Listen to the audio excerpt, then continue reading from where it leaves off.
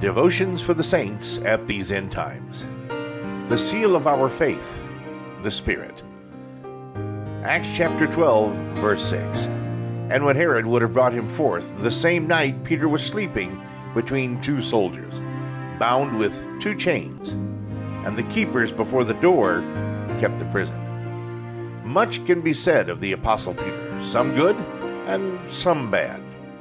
But nothing speaks higher of the change that had taken place in this fisherman than Acts chapter 12. Most of us remember Peter, who denied knowing the Lord with a curse and an oath. In panic, he denied his whole life, his faith, and his very heart. And yet now, here is the same Peter, after Pentecost, on the night before his scheduled execution, sleeping between two soldiers. He's not pacing the floor. He's not crying out to Yahweh. He's not employing a legal team for a last-minute appeal. He's sleeping between two guards. What's the difference? How had this change come about? The change, my friends, is the upper room. Peter's life had been changed. He died to self and had Messiah living in and through him. He moved from faith in God to the faith of God. Remember what Pentecost was about. It was about the change from the Old Testament church to the New Testament church. It was about the long-awaited promise of the Messiah dwelling in the heart of each believer. That's the New Testament church. That, dear saints, is the seal of our faith.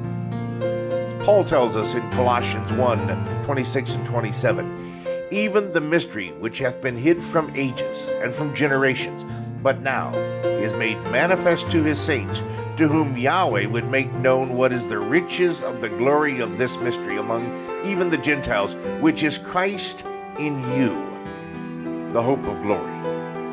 That, friends, is the difference. Christ in you, the hope of glory.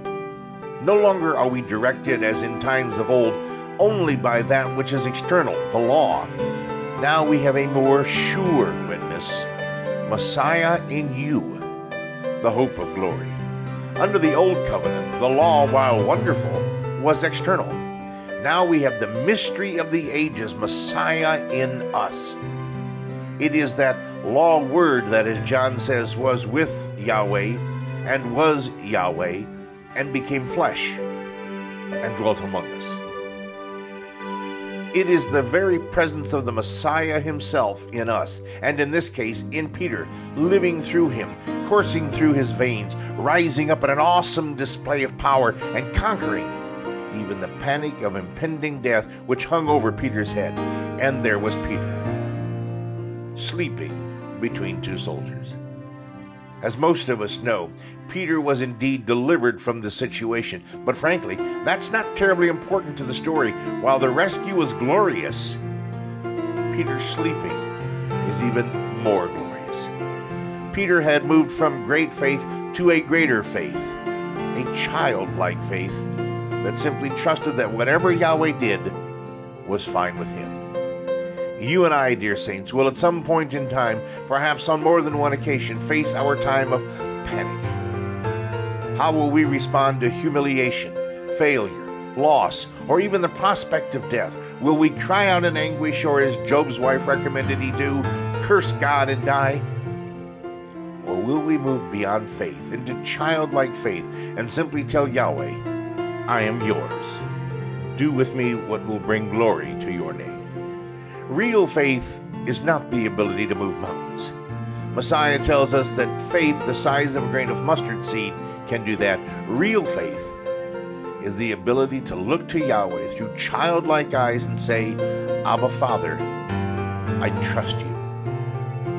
Glorify your name in all the earth. Use me as your vessel in this circumstance to bring glory and honor to your name. Then, dear saints, the victory is already ours, because no matter what happens, no matter what the world thinks, no matter what it looks like, we have the victory because we have the Messiah living through us, rising up like the holy mountain and towering above all circumstances, because circumstances are irrelevant in the face of the will of Yahweh or our lives. Father, in the name of Yeshua, grant me the courage to ignore what I see, overcome panic, and glorify your name by simply allowing your will to be worked through me. Teach me that real victory is following you, simply submitting to your grace in my life. Amen and amen.